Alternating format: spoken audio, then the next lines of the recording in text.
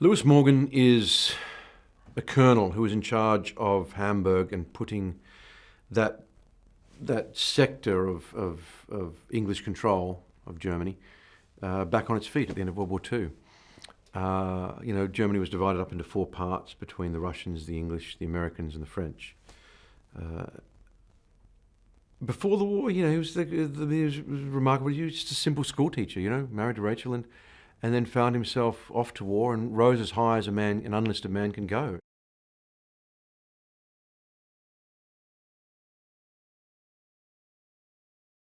It was a time that I didn't know about, I always knew about the war and, the battles and the this and, the West won. But I didn't know about how Germany got to be where it is today, and who picked up the pieces of this, terrible mess.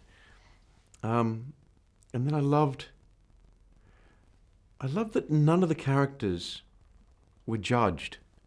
Louis, Stefan, or Rachel.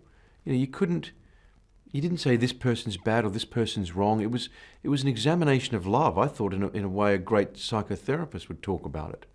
That what it means to stand in love rather than just fall in love. What it means to try, to find true love, to build a relationship which is extraordinary, particularly out of the ashes, of this mess that they'd found themselves, Rachel and Lewis had found themselves in.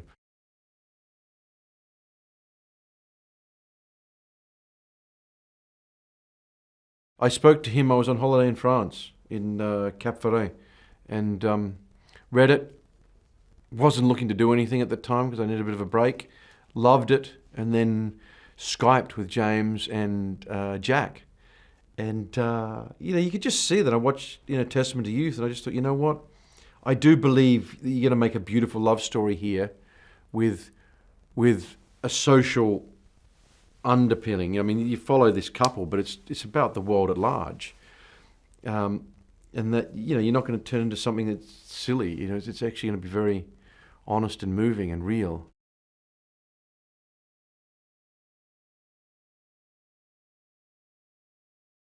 Keira's fantastic. She'd had a child since then, and I'd had a child since then.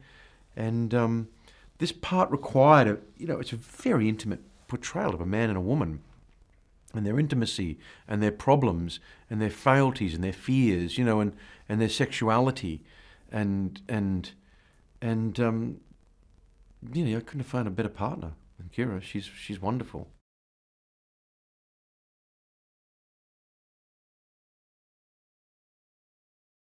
I've known Alex for a while, and I've known him even before that through other Swedish friends like Faris on Zero Dark 30 and Daniel Espinosa on Child 44, and there's a big Swedish community in LA, but it was my first time working with, a lot in common. He's a wonderful man, wonderful man. I'm about going to work with his brother, Bill, next.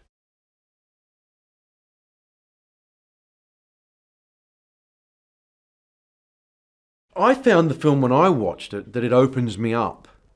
It doesn't pull my strings, or it's not manipulative anyway. It just opens you up as it peels back your levels, and then so by the end of it, you're left with a great positiveness and a hope for us as people, and of what we are capable of building rather than just destroying.